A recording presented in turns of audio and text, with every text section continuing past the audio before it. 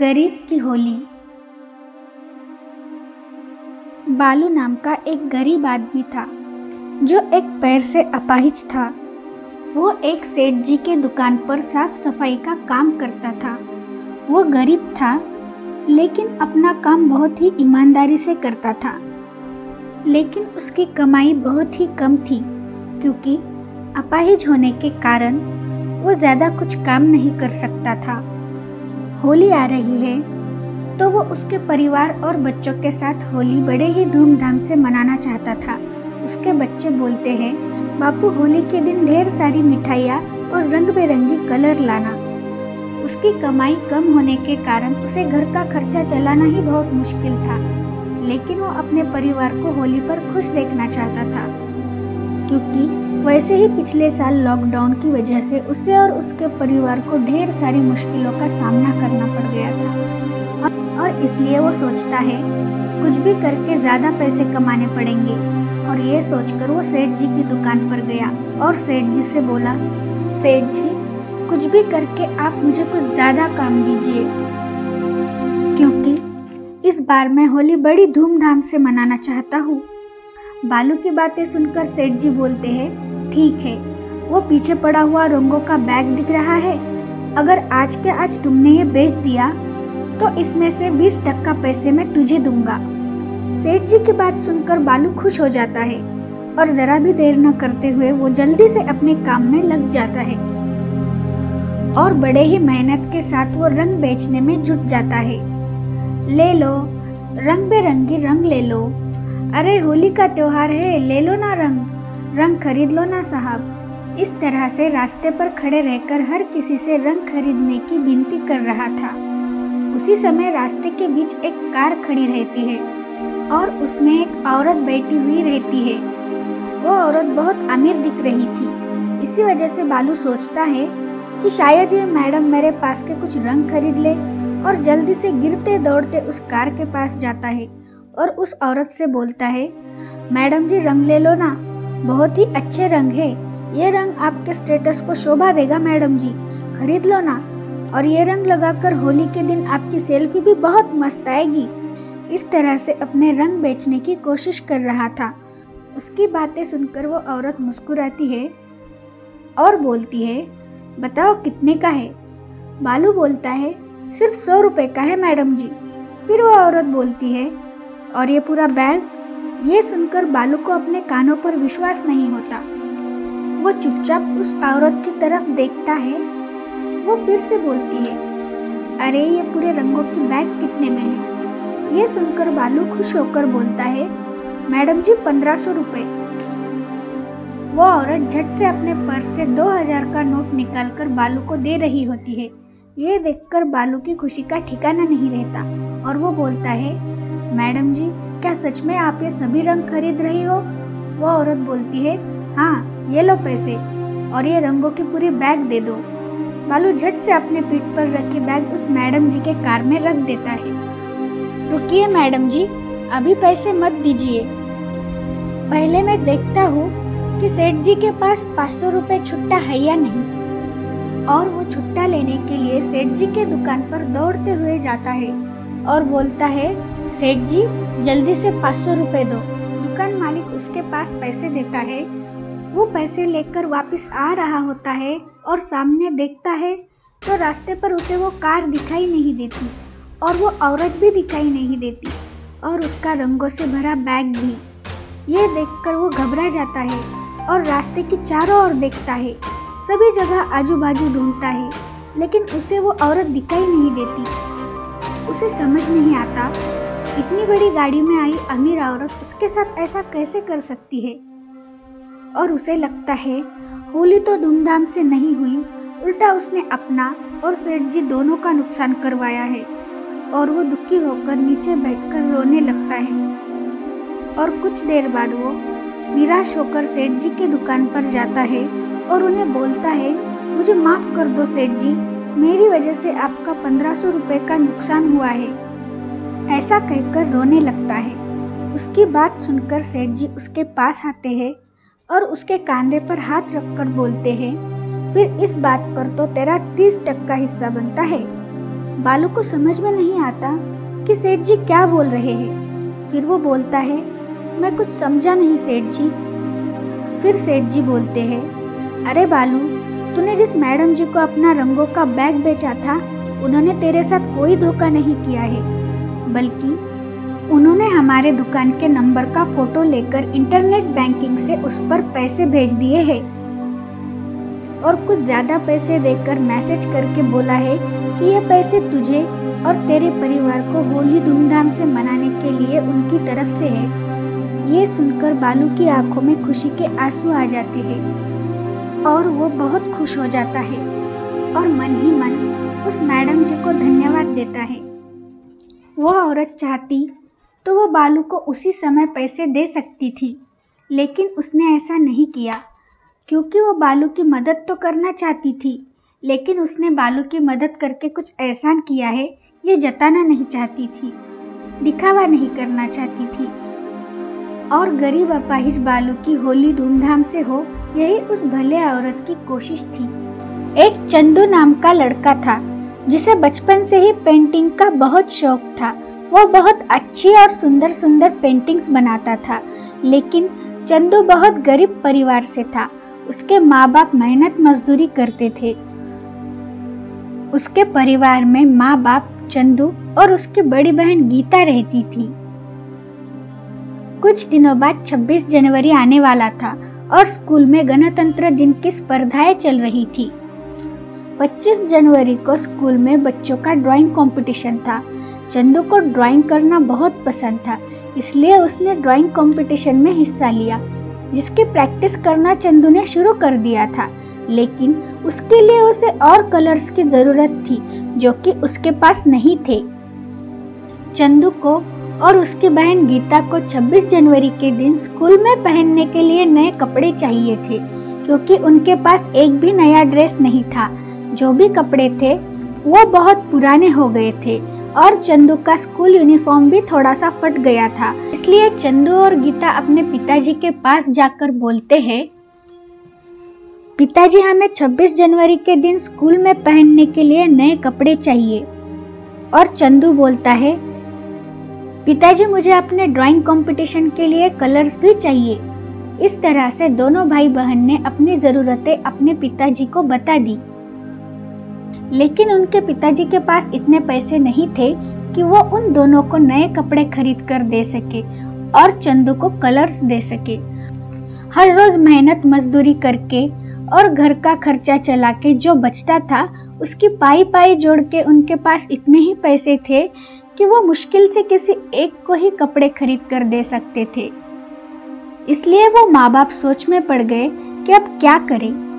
अगर चंदू को कपड़े नहीं मिले तो वो नाराज हो जाएगा और गीता को कपड़े नहीं मिले तो उसे बुरा लगेगा। लेकिन वो दिल से चाहते थे कि अपने दोनों बच्चों को कपड़े दिला सके और दोनों की जरूरतें पूरी कर सके, लेकिन गरीबी के कारण वो ये कर नहीं सकते थे। इसीलिए वो माँ बाप परेशान हो गए। फिर चंदू की माँ चंदू और गीता को बुलाकर समझाती है, देखो बच्चों, तुम्हारे पिताजी एक साथ दोनों को कपड़े खरीद कर नहीं दे सकते। उनके पास किसी एक के कपड़े खरीदने के ही पैसे हैं और मुझे लगता है कि अभी गीता को कपड़े खरीदने चाहिए, क्योंकि उसके कपड़े बहुत पुराने हो गए हैं। और चंदू, तुम्हें किसी तरह से हम सिर्फ कलर्स ही खरीद कर दे सकते हैं जिसकी तुम्हें ज़रूरत है। तुम्हारा शर्ट थोड़ा सा फटा हुआ है, उसे अच्छे से सिलवा कर और धुलाकर तुम्हें पहनने को दूंगी। बेचारा बच्चा चंदू अपनी माँ बाप की परेशानी समझ जाता है और मान जाता है, ठीक है बोलता है। फिर किसी तरह पिताजी गीता के लिए नई ड्रेस और चंदू के लिए कलर्स लेकर आते हैं। गीता के हाथ में ड्रेस देते हुए पिताजी बोलते हैं, गीता, इस ड्रेस को 1 साल तक पहनना, क्योंकि साल भर अब मैं तुम्हें नई ड्रेस खरीद कर नहीं दे सकता। दोनों बच्चे ये देखकर खुश हो जाते हैं और अपने अपने तैयारियों में लग जाते हैं। बेचारा चंदू तो अपने मनपसंद कलर्स देखकर ही खुश हो जाता है और पेंटिंग की प्रैक्टिस करने बैठ जाता है, क्योंकि कल उसका ड्राइंग कंपटीशन रहता है। उन्हें देखकर पिताजी खुश हो जाते हैं और सब अपने अपने काम पर लग जाते हैं। गीता अपना नया ड्रेस पहनकर आती है और चंदू को दिखाती है। और तभी गलती से चंदू की कलर बोतल गीता के ड्रेस पर गिर जाती है और गीता का पूरा ड्रेस खराब हो जाता है। यह देखकर दोनों घबरा जाते हैं। गीता जल्दी से उसे धोने के लिए जाती है। घबराते हुए उसके पीछे चंदू जाता है। बहुत धोने के बाद भी कलर ड्रेस से निकलता ही नहीं, तो चंदू बोलता है, दीदी मुझे दिखाओ, मैं साफ करके देता हूँ। ऐसा बोलकर जोर से रगड़ता है और इस वजह से गीता का नया ड्रेस फट जाता है। यह देखकर गीता जोर जोर से रोने लगती है। चंदू उसे समझाता है, दीदी रो मत। गीता बोलती है, इतनी मुश्किल से नई ड्रेस मिली है और ये भी फट गई। अब मैं 26 जनवरी के दिन स्कूल कैसे जाऊंगी? मेरे पास कोई ड्रेस नहीं है। ऐसा बोलकर रोते रोते माँ और पिताजी को बताने के लिए जा रही होती है। चंदू घबराकर बोलता है, दीदी पिताजी को मत बताना। अगर पिताजी को बताया तो हमें बहुत डांट पड़ेगी और तुम्हें दूसरी ड्रेस भी नहीं मिलेगी और मेरी तो पिटाई ही होगी। चंदू की बात सुनकर गीता पिताजी के पास नहीं जाती और अपने भाई को सजा मिलेगी इस वजह से वो चुप रहती है और पिताजी को कुछ नहीं बताती और चंदू से कहती है, ठीक है चंदू, तू कहता है तो मैं पिताजी को नहीं बताऊंगी कि मेरी नई ड्रेस फट गई है। फिर चंदू बोलता है, हाँ दीदी, लेकिन अब हम क्या करें? तुम्हारे पास 26 जनवरी के दिन पहनने के लिए नई ड्रेस नहीं है। तो गीता बोलती है, जाने दो चंदू, तो क्या हुआ अगर मैं 26 जनवरी के दिन नई ड्रेस पहनकर नहीं गई? तू तो अपने ड्राइंग कंपटीशन में हिस्सा ले सकता है ना। जा तू अपनी ड्राइंग की प्रैक्टिस कर। ऐसा बोलकर वहाँ से चली जाती है। लेकिन चंदू को अपनी बहन को दुखी देखकर बहुत बुरा लगता है और वो भी निराश हो जाता है। दूसरे ही दिन मुन्ना की ड्राइंग कंपटीशन होती है और वो कंपटीशन में ड्राइंग करता है। सारे बच्चों में सबसे अच्छी और सबसे सुंदर चंदू की ड्राइंग होती है। ड्राइंग कंपटीशन में चंदू का स्कूल में पहला नंबर आता है। मास्टर जी पूरे स्कूल के सामने चंदू का नाम घोषित करते हैं और बख्शिश लेने के लिए उसे मंच पर बुलाते हैं। चंदू का पहला नंबर आता है तो चंदू बहुत खुश हो जाता है और बख्शिश लेने के लिए मंच पर जाता है। बख्शिश में उसे बहुत अच्छी नई ड्रेस मिलती है। ड्रेस देखते ही चंदू निराश हो जाता है। वो खुश नहीं दिखता और कुछ सोचने लगता है। मास्टर जी इस बात पर ध्यान देते हैं कि चंदू बख्शिश पाकर खुश नहीं है और चंदू के पास जाकर उसे बोलते हैं, चंदू तुमने सबसे सुंदर ड्राइंग बनाई है और इस वजह से तुम्हें बख्शिश भी मिला है, पर क्या तुम खुश नहीं हो? तब चंदू मास्टर जी से बोलता है, मास्टर जी मुझे बख्शिश मिलने की खुशी जरूर है। मुझे बख्शिश में इतनी महंगी अच्छी नई ड्रेस मिली है, लेकिन इस ड्रेस की जरूरत मुझसे ज्यादा मेरी बहन को है, जिसे कल यानी 26 जनवरी के दिन पहनने के लिए ड्रेस नहीं है। मास्टर जी क्या आप ये ड्रेस वापस लेकर मेरी दीदी के लिए नई ड्रेस दे सकते हैं? मुझे ड्रेस की आवश्यकता नहीं है। इतनी छोटी उम्र में चंदू का त्याग और अपने बहन के प्रति प्यार देखकर मास्टर जी को चंदू पर गर्व महसूस होता है। चंदू की समझदारी देखकर उससे प्रभावित होकर मास्टर जी चंदू और उसकी बहन गीता दोनों के लिए नई ड्रेस बख्शिश में देते हैं। ये देखकर चंदू बहुत खुश हो जाता है और मास्टर जी को धन्यवाद देता है और दौड़ते हुए अपनी बहन के पास जाता है और उसके हाथ में ड्रेस देता है। नई ड्रेस देखकर गीता की तो खुशी का ठिकाना ही नहीं रहता और दोनों खुशी से झूम उठते हैं। दोनों भी नई ड्रेस पहनकर गणतंत्र दिन बड़े ही खुशी से और बड़े ही प्यार से मनाते हैं। ये कहानी एक गरीब ऑटो वाले गंगाधर की है, जो इन दिनों लॉकडाउन की वजह से बहुत परेशान था। लॉकडाउन की वजह से उसकी कमाई लगभग बंद ही हो गई थी और फिर वो मेहनत करके जैसे तैसे अपना घर चलाने की कोशिश कर रहा था। कुछ महीनों से सारे कामकाज बंद रहने की वजह से उसको घर चलाना बहुत मुश्किल हो गया था। कुछ महीनों के लॉकडाउन में उसने जमा किया हुआ सारा पैसा खत्म हो गया था। उसके पास एक ऑटो था, वो भी किराए का था। उसका एक दिन का किराया 500 रुपये था और मकान का किराया भी अलग से। उसके लिए अपने परिवार को 2 वक्त का खाना जुटाना बहुत मुश्किल हो गया। उसे अपने कुछ दोस्तों और रिश्तेदारों से उधार पैसे भी लेने पड़े, गंगाधर को ये सब कर्जा भी चुकाना था। ऐसे में उसको कुछ समझ में नहीं आ रहा था कि अब वो घर चलाने के लिए क्या करे। कुछ दिनों बाद थोड़े समय के लिए लॉकडाउन हटा दिया गया। फिर गंगाधर ने अपना ऑटो सड़क पर निकाला, ये सोचकर कि अब ज्यादा मेहनत करूंगा और ज्यादा पैसे कमाकर सबका कर्जा चुकाऊंगा। उसके घर का सारा राशन खत्म हो गया था, अब उसे किसी भी हालत में घर पैसे लाने थे। ऐसा सोचते हुए वो ऑटो लेकर निकल पड़ा। बेचारा दिन भर सवारी की खोज में ऑटो स्टैंड पर बैठा रहा, क्योंकि सड़क पर उतने लोग नहीं थे जितने लॉकडाउन से पहले रहते थे। 4-5 घंटों के इंतजार के बाद उसे एक सवारी मिली। सवारी के उस आदमी ने गंगाधर को 100 रुपए दिए। उसे दिन भर में एक ही सवारी मिली, वो भी 100 रुपए की। महामारी के डर से लोग ऑटो में बैठ नहीं रहे थे। गंगाधर सोच रहा था कि जैसे तैसे लॉकडाउन तो खुल गया, लेकिन सड़क पर लोगों की सवारी पहले मिलती थी, वैसे अब क्यों नहीं मिल रही है? ऐसा कैसे चलेगा? रात हो जाती है, फिर वो घर की ओर निकल पड़ता है। उसके ऑटो में पेट्रोल भी खत्म होने वाला था।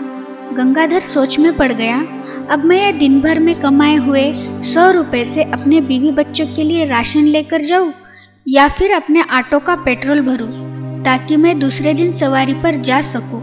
इसी द्विधा मनस्थिति में वो ऑटो चला रहा था। तभी उसका ऑटो एक कार से टकरा जाता है और कार को एक मामूली सी खरोंच आ जाती है। तभी उस कार से एक मोटा सा आदमी उतरता है जो कि बहुत अमीर दिखता है।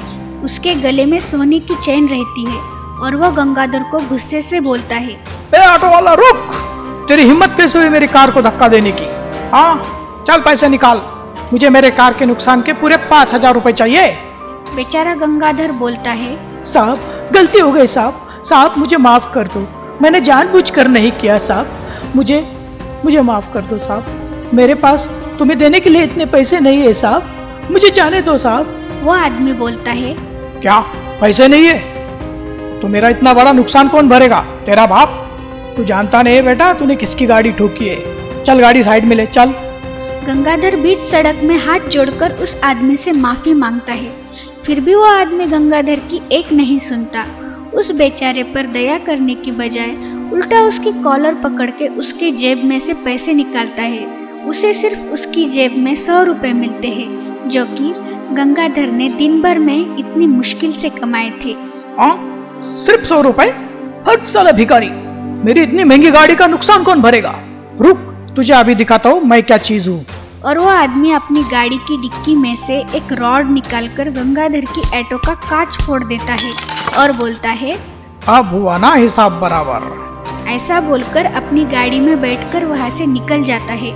उस अमीर आदमी को गंगाधर से पैसे तो नहीं मिले, पर उस गरीब की ऑटो का नुकसान करके पता नहीं कौन सा सुकून मिला। गंगाधर अपनी टूटी हुई ऑटो लेकर जैसे तैसे वहां से निकल जाता है और ऑटो की टूटी हुई कांच देखकर सोचता है, पहले ही इस ऑटो के मालिक को इसका किराया देना बाकी है और अब ये टूटा हुआ कांच, अब इसका नुकसान मैं कहाँ से भरूं? सोचा दिन भर ऑटो चलाकर 4 पैसे कमाऊं तो ढंग से सवारी भी नहीं मिल रही। जो 100 रुपए मिले थे वो भी तो वो अमीर आदमी लेकर चला गया। अब मैं क्या करूं? अपने परिवार को क्या खिलाऊं?